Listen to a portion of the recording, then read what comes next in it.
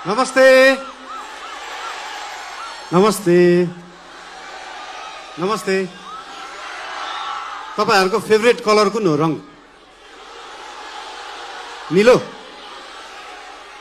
तपाईहरुको फेभरेट बाजा कुन हो? बाजा बजाउन मिल्ने चीज। यसपालि के गर्ने त्यसलाई?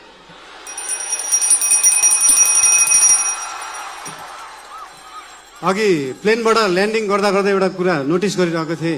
यहाँनिर चितवनमा छतमाथि चाहिँ यस्तो जस्ता राख्ने चलन रहेछ है। सबका सब नीलो।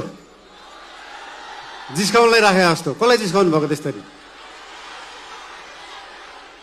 त्यो नीलो छानाले चाहिँ त्यो छतलाई मक्किनबाट जोगाउँदो रहेछ क्या, राष्ट्रिय स्वतन्त्र पार्टी जस्तै।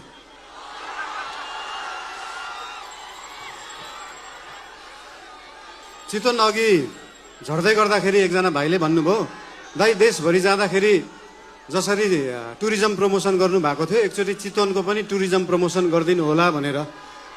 मैले भने मेसीलाई फुटबल खेल्न सिकाउनु पर्छ,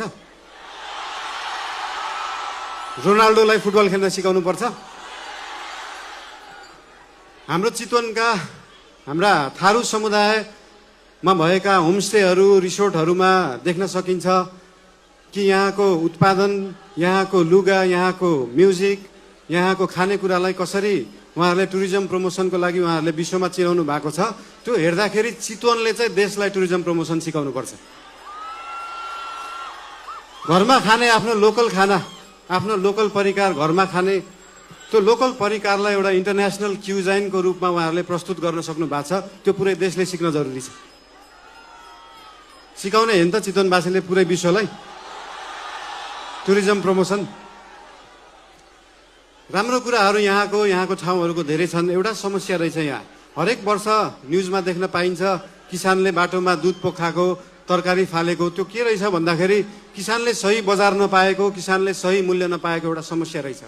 केही सीमित बिचौलिया, केही सीमित नेताहरूको एउटा सिन्डिकेटले गर्दाखेरि पारी जुन अनुदानले कृषि हुन्छ त्यो सस्तो जस्तो देखिन्छ।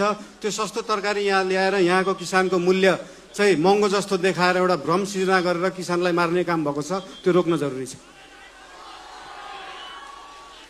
फेरि यो चिज समाधान गर्दै गर्दाखेरि ओहो महँगो तरकारी खानुपर्ने भयो जस्तो लाग्ला, त्यो भ्रम हो। त्यो भ्रमलाई चाहिँ चिर्न जरुरी छ। नेपालमै उत्पादन भएको सस्तो बिजुलीलाई नेपालकै सस्तो कोल्ड स्टोरमा सिजनको बेला जुन बेला तरकारी सस्तो हुन्छ त्यो बेला स्टोर गरेर राखियो भने भोलि महँगी हुने सिजनमा सेम मूल्यमा बेच्न सकिन्छ। किसानले पनि मूल्य पाउँछ, खाने मान्छेले पनि सस्तोमा तरकारी